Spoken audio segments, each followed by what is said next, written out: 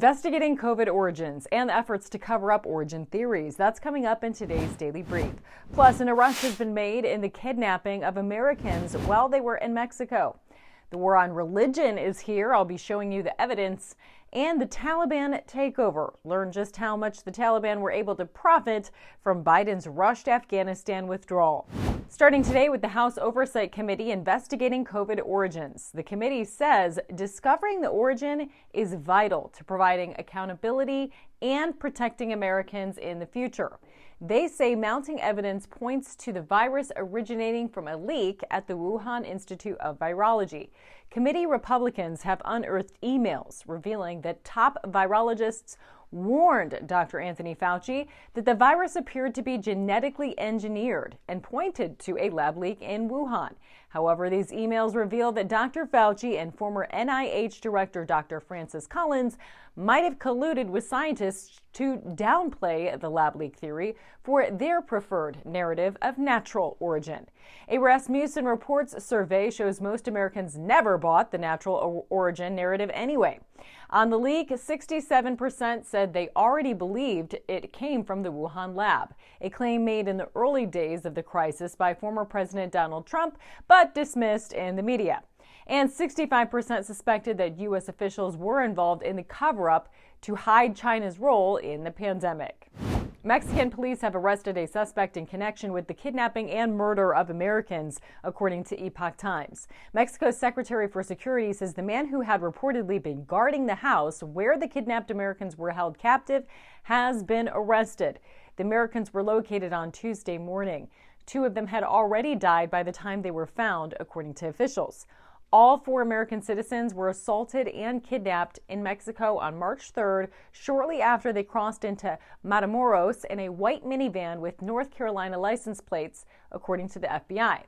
Following the kidnapping, the State Department issued an advisory warning Americans not to travel to that area, citing increasing violent criminal activity and kidnappings.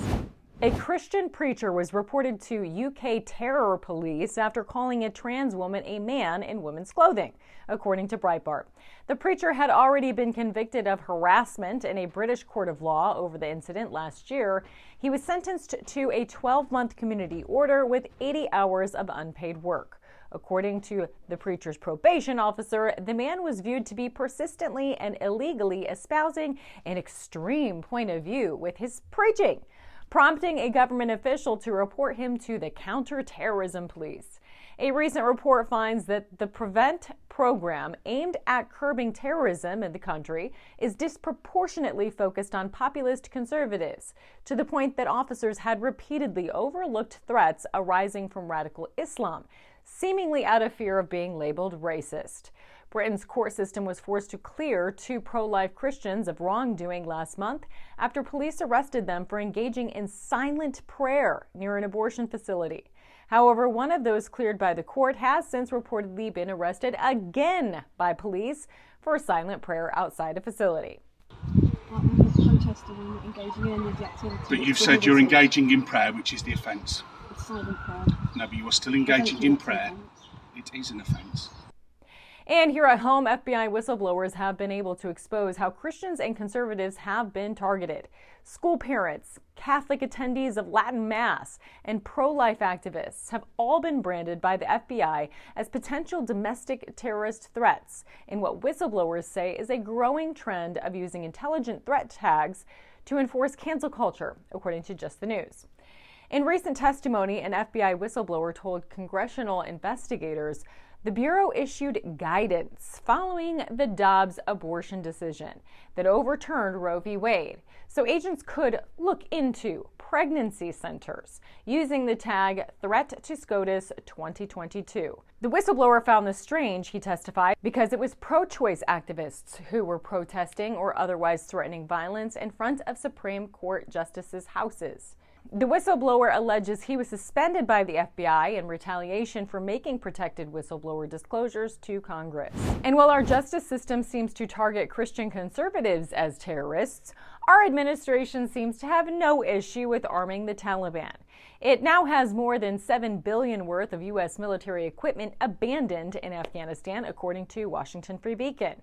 Aircraft, guns, and vehicles were left behind during Biden's bungled withdrawal. The value of taxpayer-funded military equipment was compiled by a federal watchdog group that monitors U.S. expenditures in the country. The report comes ahead of the first public hearing on the Afghanistan withdrawal in the Republican-controlled House Wednesday and is likely to fuel questions on why the administration failed to prevent the Taliban from stealing U.S. military hardware. So to wrap up, House Republicans are investigating the origins of the pandemic, even though most of us have already put the pieces together. An arrest has been made in the kidnapping and murder of Americans in Mexico. Being a Christian is becoming a crime in the UK, with the U.S. becoming increasingly hostile, and the Taliban are sitting pretty with billions in U.S. taxpayer-funded military equipment we left behind. To learn more, be sure to go to AmericanFaith.com and subscribe to our daily newsletter. For American Faith, I'm Kristi Leigh.